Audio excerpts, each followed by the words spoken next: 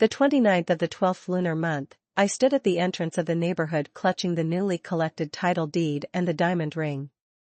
For the past 2 years I had been living in a crumbling unit in the old city, never telling my girlfriend that my father was a billionaire. But when I pushed open the door of the studio flat, I saw candles and red wine filling the entire room. The Cameron I remembered with a bare face was now painted to the hilt, shimmering in a lace teddy that made my eyes ache. The reunion night she had so carefully arranged had been prepared for someone else. Baby, I missed you to death. A voice so sugared it reached the bone drifted from inside, and my heart instantly plunged to the bottom. The Cameron I remembered with a bare face was now painted to the hilt, shimmering in a lace teddy that made my eyes ache. In my hands the carefully prepared marriage house, the $80,000 engagement ring and a proposal speech all looked ridiculous at this moment. The velvet ring box rolled across the floor, and the diamond ring rolled under the table. She rushed at me in crystal stilettos, her eyes covered with a black ribbon. I had never seen her so seductive. Just as I was about to yank the ribbon from her eyes, a frivolous whistle sounded outside the door. The door was pushed open and Chase swaggered in, a bottle of the very champagne I hated most in his hand. This man was the moonlight Cameron could never forget. Every time she got drunk she would weep that she was unworthy of Chase. In her notes she still cherished their high school love letters. Only after Chase's family arranged a fiancé of equal status did I get the chance to enter her life. Now it seemed I had merely been a substitute tool to heal her wounds. Julian? Didn't you say you had a business trip today? Cameron flusteredly tried to pull off the blindfold, one strap slipping down her shoulder. Oh, did I intrude on your intimate little world? I stared coldly at Cameron's almost see-through teddy. The look that used to set my heart racing now only turned my stomach. She finally realized how exposed she was, frantically grabbing the coat on the sofa. She stammered an explanation that she and Rowan were only playing truth or dare. She even told me not to be petty, it was just a game. Cameron wrapped herself in the coat, again striking that fragile, pitiful pose, as if the woman who had just been arching her back on the sofa had nothing to do with her. That's right, it's just a game, Morgan, why are you so unromantic? Dream, you really picked a block of wood back home, Chase said, swirling the champagne, his gaze roaming Cameron without restraint. I told you to shut your damn mouth. I smashed a fist into that smug face of his. You dare hit me? Do you know who my father is? I can have you erased from these streets in minutes. Chase scrambled up, fury blazing in his eyes. As I raised my foot to add another kick, Cameron darted between us like a hen shielding her chick. Smack. Have you lost your mind? It's just a game, why are you going crazy? 2. Her slap burned my cheek, but the sting was nothing compared to the dagger in my heart. Aren't you just jealous of my relationship with Rowan? But what right do you have to hit him? I really misread you, you're nothing but a control freak. And you still think you can propose to me? Living in some dump, without a proper job, do you even qualify?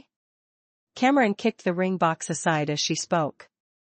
Morgan, think about it, if Rowan and I really had something, would you even be here throwing a tantrum? Apologize to Rowan right now. She shielded him like a brooding hen, afraid I'd strike again. Apologize to him?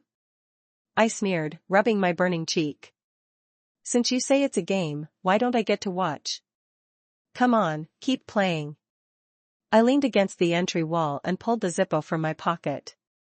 As the cigarette lit, the absurdity of these 2 years finally crystallized. Morgan, stop acting deep. Isn't this exactly what you wanted to see? I'll play alone with you some other day, okay? But right now you have to say sorry to Rowan, or we're done. Cameron remained self-righteous, still seeing no fault in herself, now using breakup as leverage to make me apologize to her precious Rowan. Fine. At my answer Cameron beamed with triumph. Then we're finished. Remember, I'm the one dumping you. I walked past Chase without looking back. Behind me came Cameron's syrupy concern. Rowan, are you okay? Does your face still hurt? Should we go to the hospital? I gave a bitter laugh, so this was what her tenderness looked like. Their disgusting conversation faded as footsteps receded. From now on none of it concerned me. Back in the car I dialed my father. Dad, no more hiding. I'm selling this place, I can't stand living in it. I took one last look at the home of 2 years and drew a long breath. I told Leo to drive me to the bar. Sitting in velvet, the lounge I'd built with my own hands, I collapsed onto the sofa. The image of Cameron kneeling on the rug lingered. Had she always been this way? Or had I simply never really known her? I poured tumbler after tumbler of whiskey down my throat. I remembered how, to prove myself, I had argued till my face was crimson with my parents. I told them I'd carve out my own path, that I could succeed without the family name. Moved by my determination, they gave me one chance, scrapping the arranged date they'd set up and letting me pursue the life I claimed to want. Naively, I'd prepared so many surprises for her, even lied that I had to travel and couldn't spend New Year's with her. I'd bought the diamond ring and the title deed to a new Riverview penthouse, sneaking back to give her a shock. Looking back, it was hilarious. 3. Before I knew it I'd drunk past midnight, empty bottles covered the table. The bar's atmosphere grew livelier, the scent of the approaching holiday thick in the music. My stomach churned. I staggered to the restroom and, hugging the toilet, vomited until the world blurred. From the next stall drifted a familiar laugh. Relax, within a week Morgan will definitely crawl back begging me to take him back. Cameron's voice dripped with smugness, as if nothing that had happened today could touch her. Her didn't even bother echoing her, instead she sneered that breaking up over a little thing only proved how petty I was. She also advised Cameron that, since Rowan really was back for good this time, she had nothing to fear from the split. Honestly, I'll kind of miss Morgan, she said. After 2 years of keeping a pet, tossing it away just like that does feel a bit wasteful. He's just so spineless, doesn't act like a man at all. Know what? One night I decided to test him. I told him at midnight I wanted dessert from the East Side shop. The idiot hopped on his e-bike and rode through pouring rain without a single complaint. Cameron laughed while she told it, like she was sharing a hilarious anecdote. Her told Cameron to pace herself word was Rowan's family had lined up the microchip titan's daughter as his fiancée, and Cameron might not measure up. Better not burn me completely, keeping a safety net never hurt. I leaned against the stall door, a cold smile playing on my lips. So that's what I'd been in her eyes, a backup plan she could whistle for whenever she pleased. I used to think she was simple, so I'd never told her I owned velvet, afraid too much truth would change her. Now I saw I'd been blind, wasting real feelings on a girl like this. 2 years of sincerity for an ending this cheap, absolutely laughable. Still, their dream of keeping me on retainer was about to shatter. Even if I hadn't overheard, the moment I saw her kneeling on that carpet my feelings had flatlined. Looking back, all I felt was disgust. I pressed my throbbing temples and turned to leave the cesspool behind. Well, if it isn't young Sterling. Fancy meeting you, I was just looking for you, Chase drawled, 2 thug types flanking him. Trust fate to dump sewage in my path. Too bored to spar with a clown, I stepped around them. A silver-haired thug seized my collar. Deaf? Didn't hear Rowan talking to you? The bar's security started forward, I stopped them with a subtle shake of my head. I wanted to see how far these clowns would push on my turf. Chase sloshed his whiskey, deliberately splashing me, spewing filth about the tough act I'd just put on.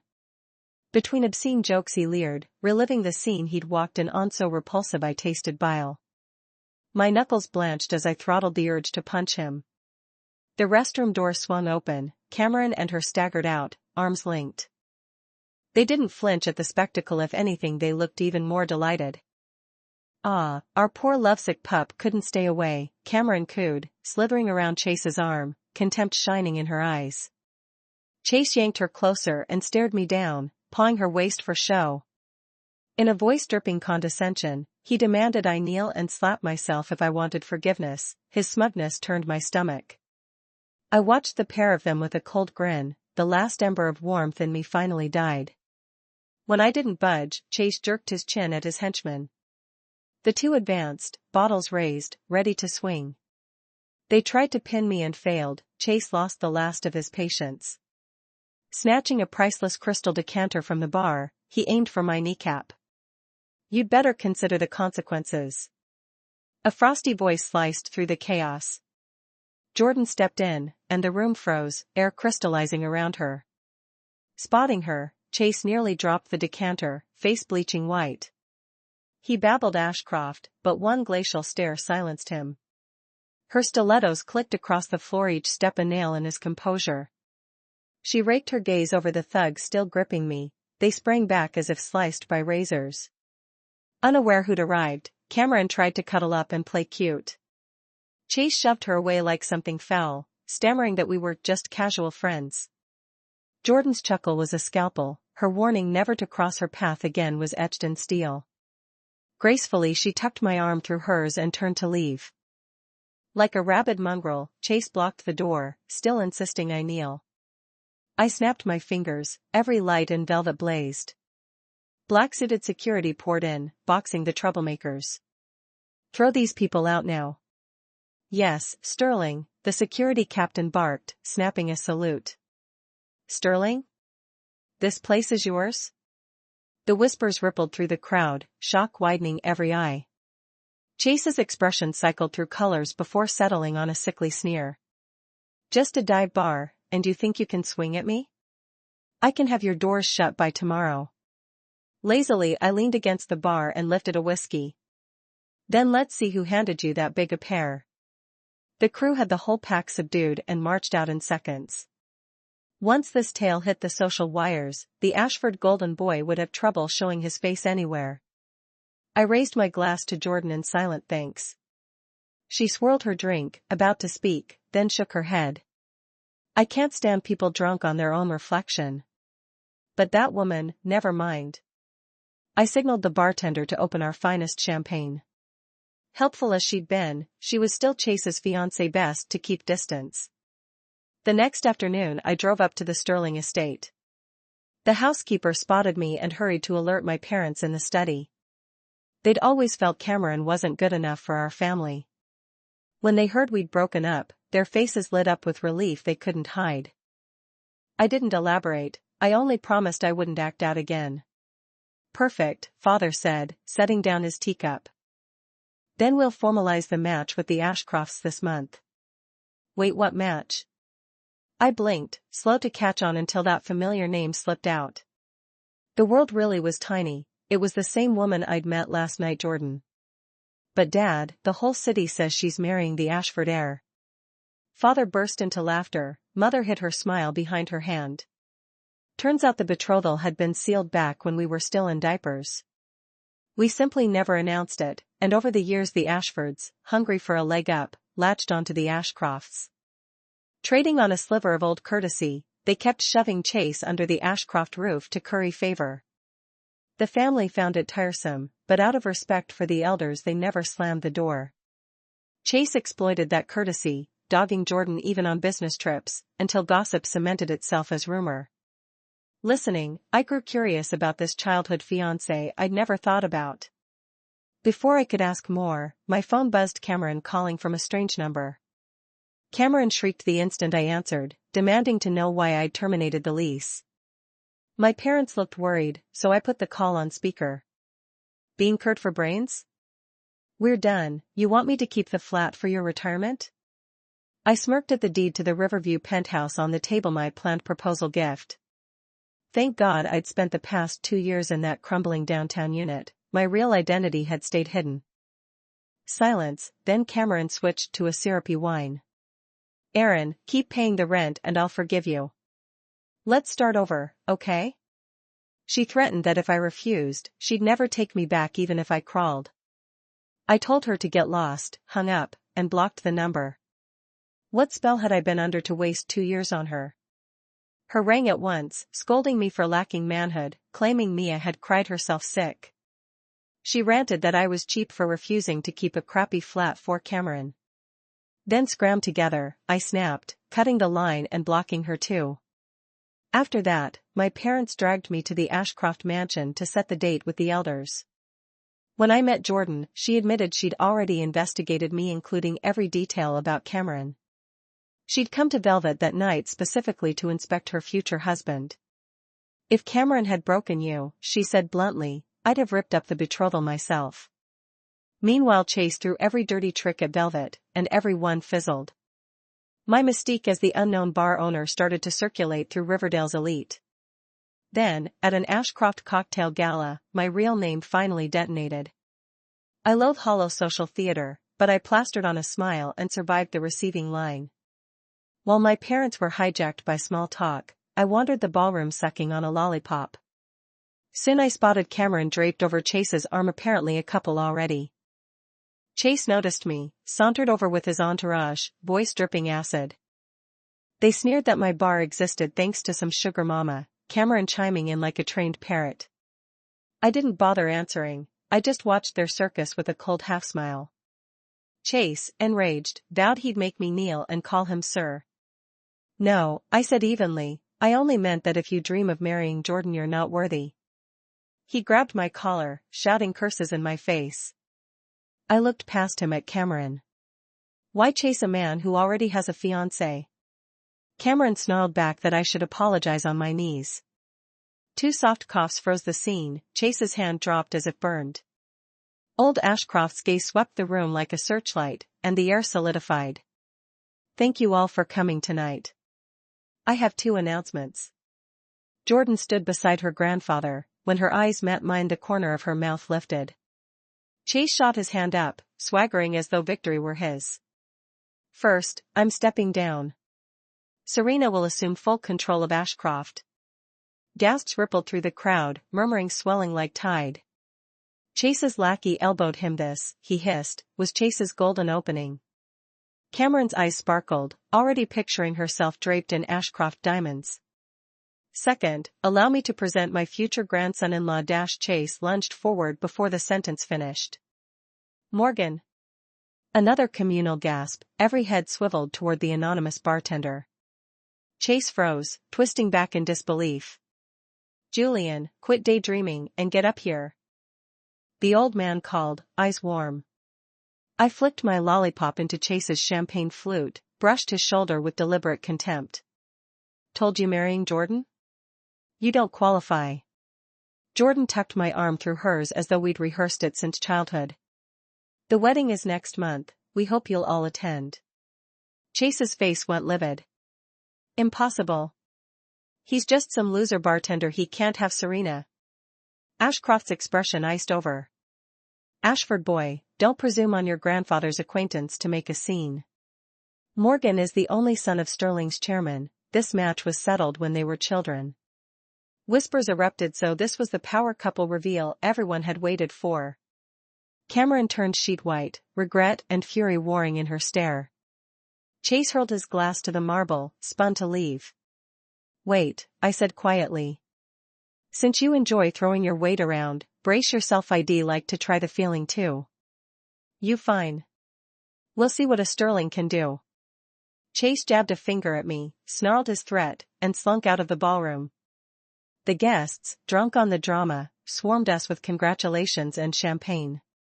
Jordan and I traded a small, private smile, glasses touching in a silent toast. When the endless line of well-wishers finally thinned, we slipped into a shadowed alcove to breathe. Cameron materialized without warning, resentment glittering in her eyes. She said my name like it was made of glass, testing, fragile, dangerous. Jordan slid me a look loaded with meaning, then unhooked her arm from mine with regal grace.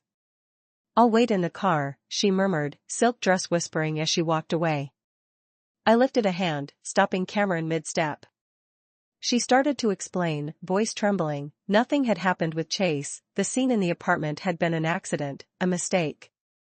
Watching her perform innocence turned my stomach, the memory of her betrayal replayed in brutal high definition. I know you still care, she cooed, slipping back into the baby voice that once hooked me. Keep renting that Riverview penthouse for me and we'll start over, okay? Sorry, I cut in, ice cold. That building already belongs to me. Sold at last week. Place felt contaminated. Her face cycled from hope to shock to disbelief, mascara already streaking. We're done. Stay out of my orbit, I finished, turning on my heel. I left her collapsed on the marble, didn't spare a backward glance. Within hours the scandal had infected every group chat in Riverdale. Chase's drunken vow to take on the Sterling and Ashcroft dynasties raced through finance WhatsApps like wildfire. The Ashford board watched their stock nosedive as partners sprinted for the exits. Families eager to court Sterling or Ashcroft funding started picking Ashford assets apart like vultures.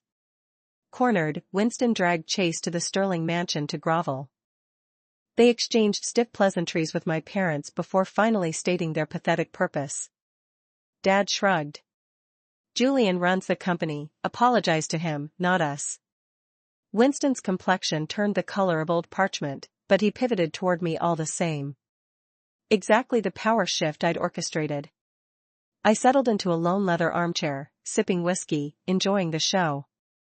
Your move, I said, gesturing at Chase. Convince me. The old man shuffled forward, knees quaking, ready to kneel. I stayed motionless, curious how low the fox would crawl. Just before his knees kissed the carpet, Chase lunged and caught his grandfather's arm. Then Chase dropped to the floor himself, forehead smacking the marble with a crack. Sir. I'm sorry. Please spare the Ashford family. The room froze, crystal decanters halting mid-pour. Ah, there's my good boy, Granddad forgives you, I drawled in a mocking elderly falsetto. Chase knelt there shaking, pride shattered, and for the first time I tasted the dirty sweetness of bullying the bully. Enough. Winston barked, cane hammering the floor, voice suddenly ancient. I flashed a shark's grin. Relax, old friend, the matter's closed. I was planning a few surgical strikes, but you delivered yourselves gift-wrapped. How the rest of the market reacts, that's out of my hands. Maybe the sarcastic old friend shoved him over the edge. Winston's eyes rolled back and he crumpled. Days later the Ashford press office announced that Chase was formally severed from the family tree. Every reckless act he'd ever committed now belonged to him, a lone sacrificial pawn discarded. 3 months later, cherry blossoms dusted Riverdale in pale pink. The Ashcrofts quietly released a 2-line statement: Jordan's engagement to Chase was void. A year earlier Jordan had already traced Chase's serial cheating. Repeated warnings accomplished nothing. When he tried to leverage marriage into a corporate lifeline, the Ashcrofts snapped. Old man Ashcroft summoned the media and unveiled the original childhood betrothal. His beloved granddaughter Jordan was promised to Morgan, sole heir to a semiconductor empire now ranked global top 3. The Ashfords realized too late that Sterling's quiet expansion had eclipsed them. Their fortune was pocket change next to ours. Jordan and I booked St. Mary's by the Sea for May. Living under the same roof these past months, I'd fallen hard for the cool, brilliant woman who dismantled crises like puzzles. I wanted a spectacle no one could ignore. My bride would glow brighter than the Pacific sunset. We were mid-vow, rings glinting in stained glass light, when a commotion erupted at the nave. Let me through. Julian. Cameron burst in wearing a torn discount wedding dress, veil askew, makeup smeared into war paint. She clutched a familiar blue velvet ring box, the one I'd once filled with dreams, and a paste replica. Whispers rippled through the pews like static electricity. Jordan's fingers tightened on my sleeve, a smile ghosting across her lips. She'd expected this circus. Julian, you promised me a home, a Riverview penthouse, this spot at the altar. Cameron shrieked, tears carving black trenches. Disgust replaced whatever love had once lived in my chest. You're unworthy, I said, echoing her earlier verdict, and flicked her hand away. Cameron collapsed, flipping open the box like an offering. Look, your ring. I searched dumps and pawnshops. Take it back, take me back. Jordan stepped forward, cathedral train swirling like fresh snow. I planted that trinket where your desperation would find it, she announced, voice clear as a bell. Gasps ricocheted off limestone pillars. It's paste industrial glass. The real ring is here. She produced an identical box from her clutch and snapped it open. Diamond fire danced in sacred light. The instant she lifted the lid, every guest in the nave sucked in a breath. Cameron went white as lightning, staring at the paste replica in her palm while tears spilled without permission. I checked you out ages ago, Jordan murmured, leaning in. I knew you'd pull a stunt today. But did you really think someone like you was entitled to crash my wedding? Security moved in at once, ready to hustle Cameron out. Then a drunk silhouette lurched through the doors. Let her go. Chase swayed at the end of the aisle, reeking of bourbon, suit wrinkled, tie askew. While I'm breathing, nobody lays a hand on her. Since his family cut him loose, the once dashing heir had turned into a barfly cliché. Cameron's eyes flicked with disgust. Rowan. She forced a smile past the bile. What are you doing here? I'm taking you away. He staggered toward her. You said you loved me. Let's blow this judgmental circus. Cameron's face drained of color. Jordan gave a soft laugh. Sounds like there's unfinished business. Chase clamped her wrist. You swore we'd be together if I walked out on my family. I gave it all up. Why are you still chasing Morgan? Cameron thrashed. Release me, you're wasted. I'm sober enough to see the truth. His grip tightened. Liar. You tricked me into quitting the Ashfords, and now you want Morgan back? I started forward, but Jordan caught my arm. Wait. Let's watch the finale. Cameron cracked, sobbing. Yes. I used you to punish Morgan. And you? You were using me too. Don't think I didn't know about your nightly friends. Chase froze, then laughed like a madman. The saint shows her fangs. Who's your audience now? He swung toward me, bleary-eyed. Morgan, she even threw herself at your old man. Would be succeeded if I hadn't walked in dash smack. Cameron's slap rang off the stone walls. Shut your mouth. He touched his cheek, malice glittering. A paring knife flashed from inside his jacket. Then let's both rot in hell. The blade sliced down, instinctively Cameron grabbed the steel. Scarlet dripped from her fist onto the snow-white runner, blooming like perverse roses. Guards finally pinned Chase. Deliver them to the precinct, I said calmly. Include the 6 months of CCTV showing his harassment. Jordan had quietly compiled the footage, predicting a day like this. Cameron gaped. You knew? I gave you rope. Looks like you hanged yourselves. I curved an arm around Jordan's waist. Now get out of our sight. As they were dragged off, Jordan whispered, weren't you afraid they'd actually hurt each other? What's to fear? He was a ticking bomb. I kissed her brow. Come, the minister's waiting. We finished the vows we should have spoken years ago. The days that followed were calm, sweet, ordinary until the rainy night Leo rang. Sterling, it's bad. Cameron stabbed Chase to death. After the fiasco, Chase haunted Velvet's block, pickled in self-pity, blaming me for every bruise life handed him. He pestered Cameron non-stop. She moved flats 3 times, but he always found her. That evening he barged into her studio, smashing furniture, demanding to know why she'd used him and why she still wanted me. Cameron cowered, then burst into hysterical laughter. Know what? I never loved you. You were a revenge prop. And guess what? I was blind. Morgan is 10,000 times the man you are. Roaring, Chase raised a bottle. Cameron snatched the paring knife off her counter. The sound of metal sliding through flesh was sickeningly clear. Chase stared at the handle buried in his chest, stumbled back. You killed me? Cameron admired her blood-slick fingers, smiling eerily. Perfect. We'll burn together. She stepped closer, eyes wild, until he collapsed, mouth gaping like a landed fish. When police kicked the door in, she sat amid the crimson pool humming a lullaby. The judge gave her life without parole. In court she wore the same serene smile and said only, fine. I'm finally free. None of it touches us anymore. In her sunlit studio Jordan sketches while our son toddles around her easel, splashing cheer through the house. Sometimes memory knocks, but the past has lost its teeth. What matters is the woman painting and the child calling us home. I found the life and the love worth keeping. And, thanks for listening. If you enjoyed the tale, hit like, share with friends, and tell us your thoughts below. Don't forget to subscribe for more stories. See you next time.